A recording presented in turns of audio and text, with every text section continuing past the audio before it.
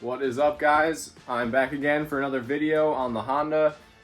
Today we are going to be looking at the engine mounts and figuring out about how much I can raise up the motor and what to do in the certain spots that I need to raise it, and I'll kind of bring you guys with and show you what you need to do on this kind of motor to get it lifted up.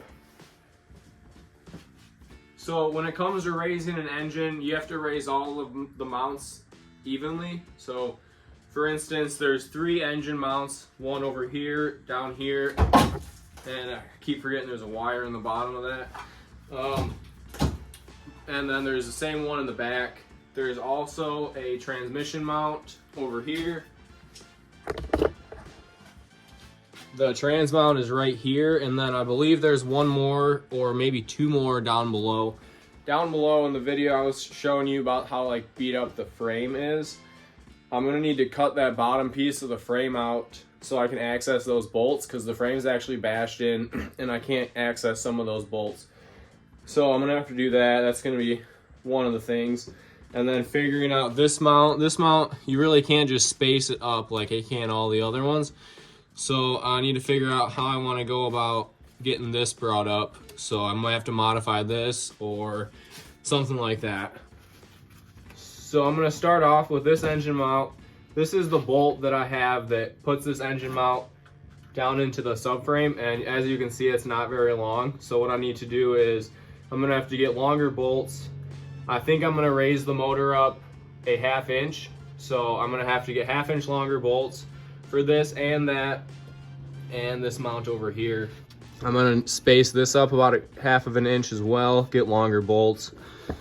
Same for back here, and it's really nice that the engine's out because I can access this stuff like cake. So I'm glad I'm got the engine out, because I can just do everything I've ever wanted to do while it's out.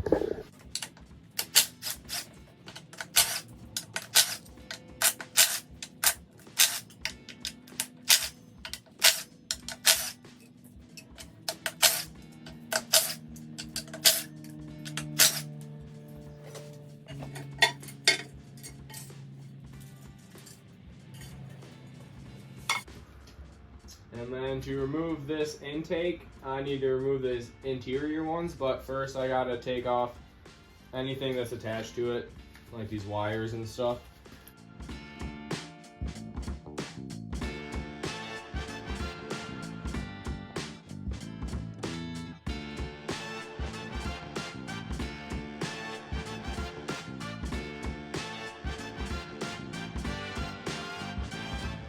Hey, there's that socket, that piece I lost. All right.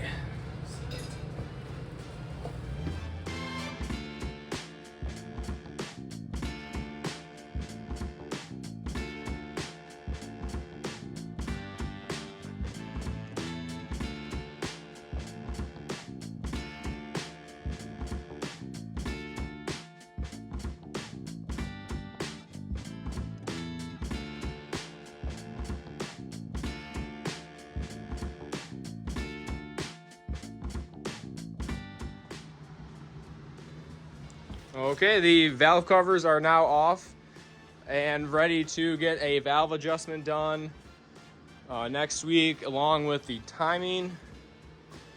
But for now, I gotta get to softball, so I'll be back in just a sec. Some of the parts arrived for the Honda, so I'm gonna open up the box and take a look.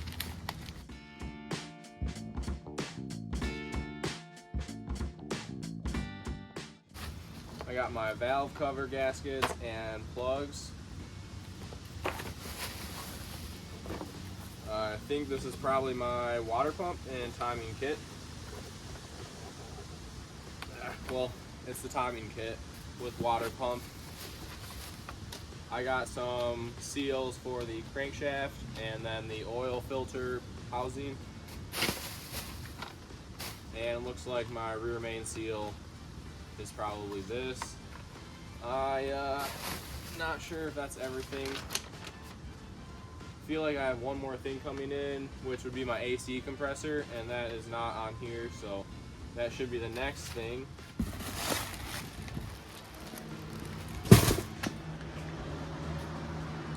Wow. That is quite the gunk buildup on this right here. Let's kind of take a look. I mean, you can just see how disgusting the valve cover was. The valve cover gasket, I don't see much where it might have been leaking out. Once I take it off, I'll probably be able to see.